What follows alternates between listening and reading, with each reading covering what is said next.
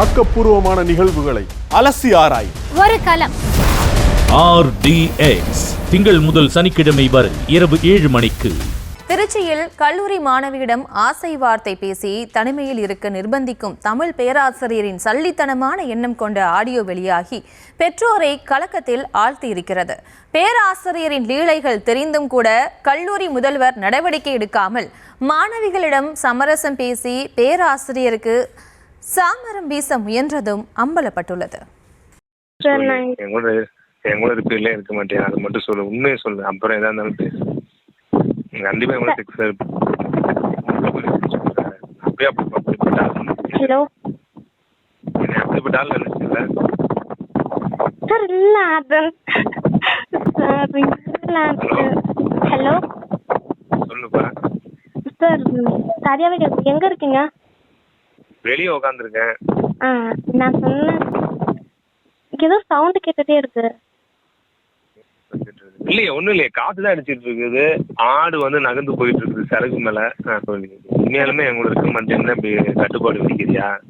சரி, நான் ஒண்ணுமே பண்ணல. அவங்க அதுக்கும் எங்களோட நீட கூட தூங்க மாட்டியா? மாணவியின் அறியாமையை பயன்படுத்தி மனதை கலைத்து தனது காம பசிக்கு தீனி போட்டுக்கொள்ள நினைக்கும் மட்டமான பேராசிரியரின் ஆடியோ தான் இது. திருச்சி மாவட்டம் முசிறி அருகே அறிஞர் அண்ணா அரசு கலைக்கல்லூரி செயல்பட்டு வருகிறது. இந்த கல்லூரியில் தமிழ் பேராசிரியராக பணிபுரிந்த நாகராஜ் என்பவர் மாணவிகளிடம் காட்டிய காம லீலைகள் தான் காது கொடுத்து கேட்க முடியாத அளவிற்கு நாராசமாக இருக்கிறது. முதலில் மாணவிக்கு உதவி செய்வது போல நடித்து நம்ப வைக்கும் பேராசிரியர் நாகராஜ் பாசமாக பேசி தனது வலையில் வீழ்த்தி காம இச்சைக்கு இணங்க வற்புறுத்துவதை வாடிக்கையாக வைத்திருந்ததாக கூறப்படுகிறது. என் கூட ரிப்பேர் இருக்க மாட்டியா? எல்லா வகையிலும் என் கூட இருக்கணும், சரியா? யாருக்காகவும் என்ன பண்ணக்கூடாது, மாறக்கூடாது, விட்டு கொடுக்க கூடாது. எதா இருந்தாலும் செபனா இருக்கணும். யாருக்கையுமே எதுவுமே நீ என்ன நம்ம உறவு சொல்லவே கூடாது. நீ அதை ஒண்ணு மட்டும் நீ எனக்கு ப்ராமிஸ் பண்ணணும். வேற எதுவும் வேணும் இல்ல, அதை மட்டும் யாரையும் சொல்லாம இருக்கணுங்க. தமிழ் பேராசிரியர் வார்த்தைக்கு பின்னால் இருக்கும் ஆபத்தை உணராத மாணவி குழப்பத்திலேயே பேச குழம்பிய குட்டைக்குள் மீன்பிடிக்க நினைக்கும் அந்த பேராசிரியர் ஆசையை தூண்டும் வகையில் பேசியது அருவருக்க வைக்கும் வகையில் தான் இருந்தது. நீ எனக்கு பதில் சொல்ல, அப்பதான் பண்ணுவேன். உனக்கு ஹக் பண்ணி எனக்கு பேசியா பேச மாட்டியா? அதை சொல்லு, அதுக்கப்புறம் தான் உன்னை நான் பேசுவேன். சொல்லு. 1 2 3 சொல்லிட்டுனா நான் கேட்கவே மாட்டேன். மனைவி குழந்தை என குடும்பமாக வாழ்ந்து வரும் நாகராஜ் மனைவி மூலம் எந்த சுகமும் கிடைப்பது இல்லை என கூறி அனுதாபத்தை தேடிக்கொண்டு பவ்யமாக பேசி பாலியல் தேவைக்கு பயன்படுத்த துடிப்பது தொடர் கதையாகவே நடந்து வந்ததாக சொல்லப்படுகிறது. பேச மாட்டாங்களா சார்? அதாவது எப்படி பேச மாட்டாங்கன்னு சொல்ல முடியாது. இப்போ உனக்கு ஹெல்ப்னா நீ கேட்ப? கேட்பேங்க சார். இப்போ ஒன்றும் இல்லை, இப்போ நம்ம வீட்டுக்கு நான் வரதுக்கு சாப்பிட வாங்க போங்க இதை வாங்கி அதெல்லாம் எல்லாம் உரிமையாக எல்லாமே செய்வாங்க. மற்றபடி உன்ட்ட எப்படி சொல்றது, செக்ஸ் இல்லைப்ல, போதுமா, அவ்வளோதான் விடு.